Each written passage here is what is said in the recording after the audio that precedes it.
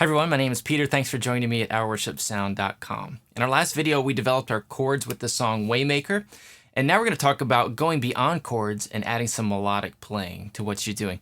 And there's some different ways that we can incorporate melodies into what we do, and I want to give you some different options. The first way is to prepare something ahead of time, and a really good place to start is just to play part of the melody as maybe like your introduction or in between verses and choruses and that kind of thing. So this melody starts out, and this works really well as an intro to the song. So what I'm gonna do is I'll just demonstrate it and then we'll talk about it.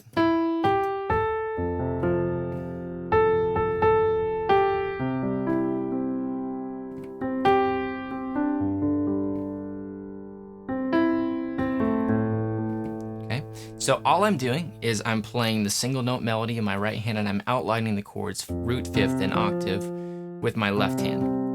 And that does enough to carry the progression through that. This technique works really well if you play the melody in octaves as well. So let's try this.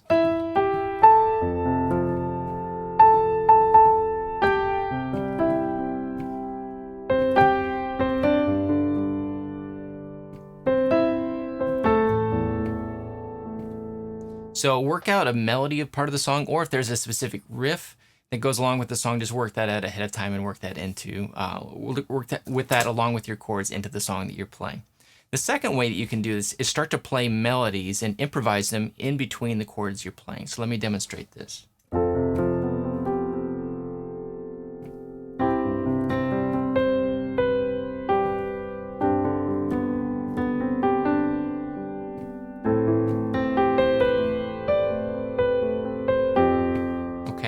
So all I'm doing is I'm playing the chord, finishing out with the left hand, and then I'm adding different scale notes to what I'm playing in between. And the notes that I always come back to are based on certain numbers of notes within the scale. So within this scale, we're playing in the key of C major, and I'm thinking of this scale notes in terms of numbers 1, 2, 3, 4, 5, 6, 7. And I always go back to the first scale note, the fifth, and the seventh.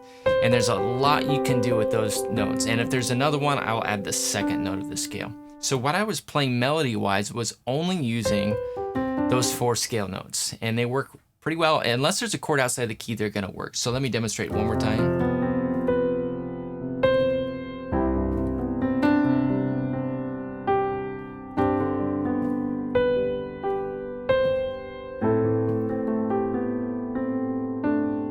So just play the chord, and then you're free to experiment in between the chord changes with playing these melody notes.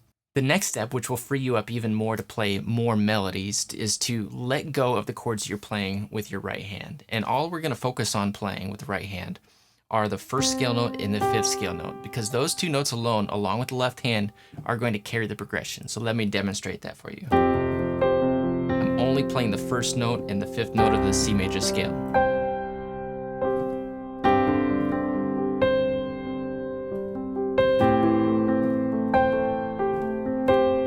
So not the most interesting thing we can play, but it still carries the progression, and it allows us to be free to play other scale notes in here. So let me do that now. So I'm going to play just first and fifth scale notes mostly, and then work in other scale notes as melodies.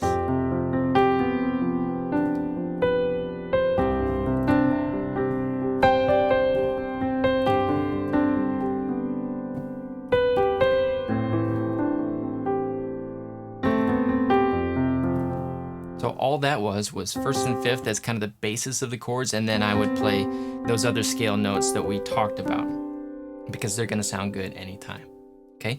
So that's the next step, is just to kind of think first scale note and fifth scale note, and then branch out with other melodies after that.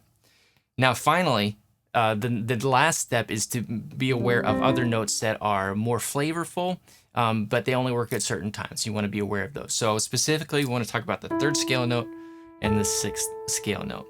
And to do that, I'm gonna play through the progression once where I just really emphasize that third scale note, and we're gonna hear when it sounds good and when it doesn't sound as good. So here's the progression emphasizing the third.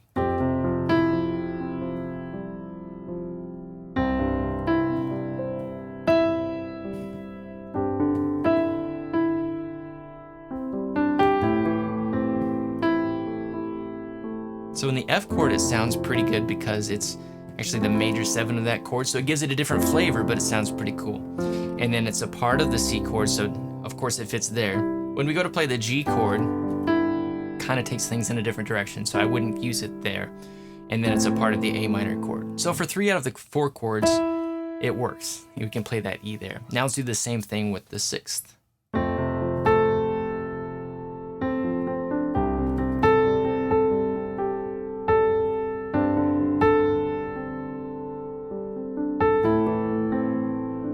Okay, so it's a part of the first chord and the last chord. Those middle 2 chords, it doesn't really work.